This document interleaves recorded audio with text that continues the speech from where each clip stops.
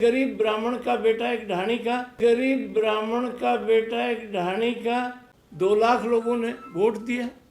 Sir बात करें हरियाणा की तो क्या मानते हैं कि जेजेपी और बीजेपी का लोकसभा में गठबंधन होना देखो, चाहिए? विधानसभा में बीजेपी जेजेपी का गठबंधन है, अच्छा चल रहा है माननीय मनोहर लाल जी के नेतृत्व में, और दुष्यंत चौटाला डिप्टी सीएम है।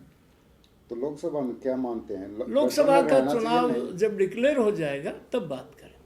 आपकी व्यक्तिगत राय क्या? नहीं, मेरी कोई व्यक्तिगत राय है, मैं तो इंच इंच बीजेपी का हूँ, और व्यक्तिगत राय समय आने पर प्रकट होगी। सर, हरियाणा में टिकटों का बंटवारा कब तक होने की उम्मीद है? परसों तक हो जाएगा।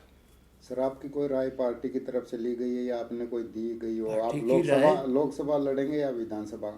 पार्टी जो फैसला करे। आपने क्या राय बनाई है सर अब तक? मैंने शुरू में कह दिया, we are a party with difference, इच्छा तो वी आर ए मिशनरी। चर्चा चलती है। कहाँ इच्छा थी हमारी? जेल में जाने की कहाँ इच्छा थी? हम रिमांड पर गए तो कहाँ इच्छा थी?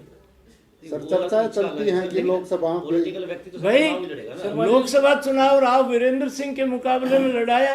मैं गरीब ब्राह्मण का बेटा एक ढाणी का 2 लाख लोगों ने वोट दिया, तब कहाँ इच्छा थी? तो सर चर्चाएं हैं कि रामविलास शर्मा भिवानी महेंद्रगढ़ लोकसभा से चुनाव लड़ सकते हैं, पैनल में उनका नाम भी बताया जा रहा है। जो होगा आपके सामने बताऊंगा।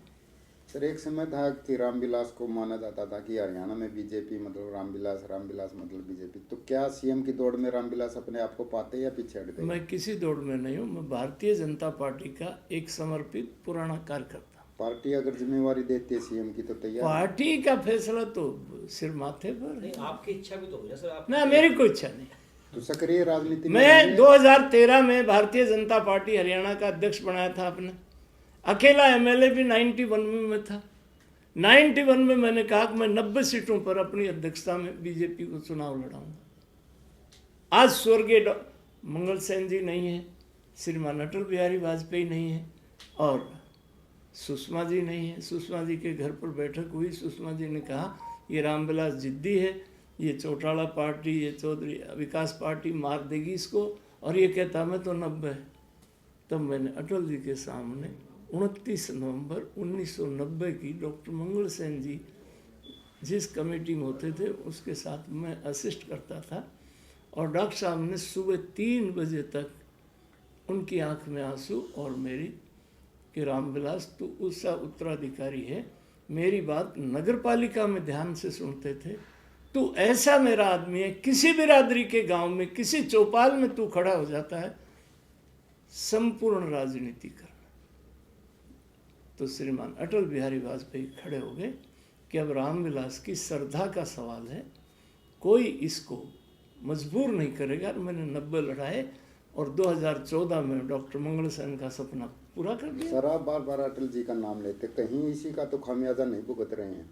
क्योंकि अटल के समय के सभी नेता बीजेपी के केंद्र के हो या प्रदेश के साइड लाइन में। अटल जी हमारे प्रेरणा है।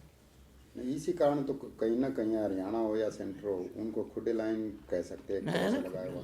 शर्मा जी आप अब चले, ब्याह शादी हम लेट हो रहे हैं।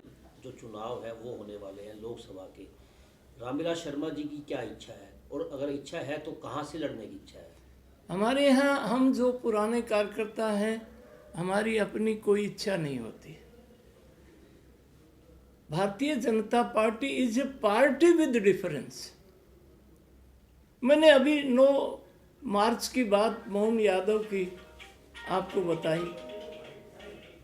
पार्टी विद डिफरेंस ये है कि महाराष्ट्र में देवेंद्र फडणवीस 5 साल कामयाब मुख्यमंत्री रहे, परंतु संगठन ने कहा कि मुख्यमंत्री एकनाथ शिंदे 40 विधायकों का नेता, 74 का नेता देवेंद्र फडणवीस, आपको डिप्टी सीएम रह करके सरकार चलानी है। हमारे यहाँ हमारे माननीय मुख्यमंत्री मनोहर लाल जी मध्य प्रदेश में पर्यवेक्षक बन के गए। उन्होंने शिवराज सिंह चौहान को चिट्ठी दी। शिवराज सिंह चौहान ने चिट्ठी खोली कि मध्य प्रदेश के अगले मुख्यमंत्री मोहन यादव होंगे। सर इस प्रकार से मुख्यमंत्री बदले गए तो मानते हरियाणा में भी बदली हो सकती है इस बार? मैंने कहा ना, हम मिशनरी लोग हैं। सर महाराष्ट्र के सीएम बदले गए, मध्य प्रदेश के बदले गए, तो ये मानते कि हरियाणा में भी बदलाव हो सकता है, संकेत है नहीं, ये? अभी हरियाणा में बदलाव की जरूरत नहीं है। मनोहर लाल जी अच्छे काम कर रहे हैं, बिना पर्ची बिना खर्ची के रोजगार बच्चों को मिल रहा है।